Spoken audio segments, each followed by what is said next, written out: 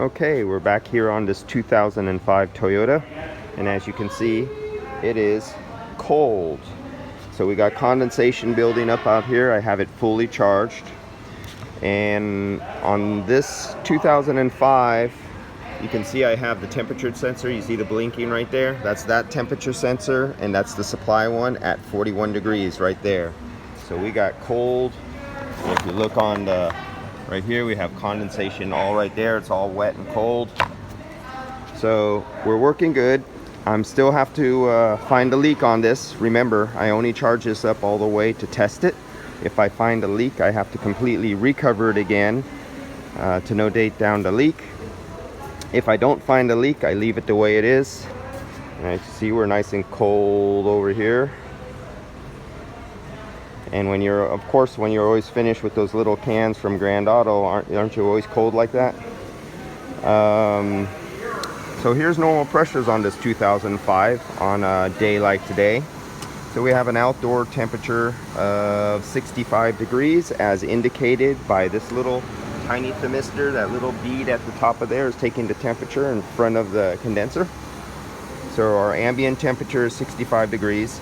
I don't have the sensors taking the inlet air temperature because I'm using the other one on the other car.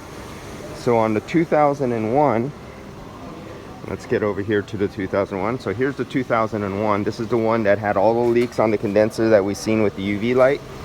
And so we're getting cold over here too. So we're doing exactly what we should be doing. This one doesn't have an electric compressor. This one uses the old oil Denso ND8. And this one has a cycling clutch compressor on it, old school, and you can hear it kicking off and on. Now you can see the temperature. It's just barely going into 39 degrees, basically 40 degrees. It's clutch goes off. That's the clutch coming back on. That sound you just heard. You'll see the temperature go down. Now watch, and then when it satisfies temperature, now that was the clutch just disengaged. It allows the pressure and temperature to come back up. And now it just went back on, and now the temperature will go back down. It'll cycle up. So that is the temperature coming out of this old 2001 that had all the leaks all over the condenser that we seen in video number 1 using the UV light, because I did this one back in 2018. And when you're finished with your Prius, you'll have frost forming, condensation forming on your windows, indicating it's nice and cold. And like halfway through the spring, I go back and And so now I'm going to turn this vehicle off, turn both of them off. And even though I know the condenser is bad on the other one, I still am going to run a leak test on it and test the evaporator just in case. This one, I went over this one so far with the UV light.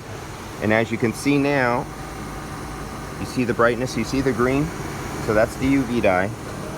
And you can see when I hit it with the UV light, it fluoresces and it gets very bright and it glows. Now we should see that, and I still have to look at it some more when I come back. I'm gonna go have a coffee in Danish across the street, and we're gonna come back and we're gonna look at this condenser more, all the lines. I'm gonna get my heated diode leak detector and we're gonna check in the dash. But what I'm gonna do right now is shut the vehicle off, let it rest, and if there is a leak in the evaporator, hopefully it'll build up a gas concentration while I'm going across the street and getting something to eat and get a latte. Let it sit, take some time, and same with the other vehicle. Check both the evaporators. Don't just condemn one item because you see it really easy. Don't go at the low-hanging fruit.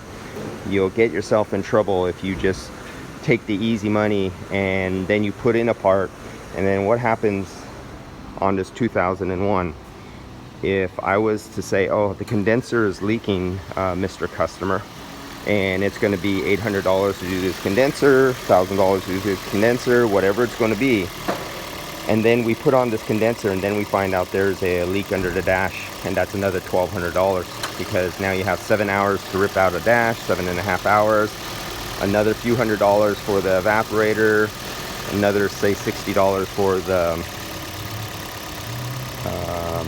expansion valve, but the customer just spent $1,100, $800 up here doing this, Well, maybe they didn't want to put, if they said, well, if it's only $800 or something, I'll fix it. But the car is old and maybe I want to sell it. But if you tell them it's going to be 2,000 something to do an evaporator plus a condenser, and they say, okay, it's time to sell the car.